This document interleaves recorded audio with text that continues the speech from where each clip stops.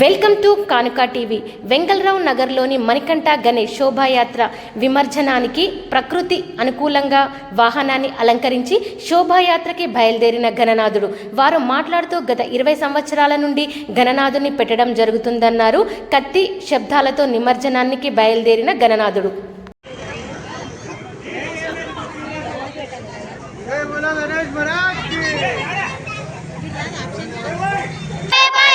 शंकर का बेटा गाड़ी में बैठा बोला गणेश महाराज की जय बोला गणेश महाराज की जय.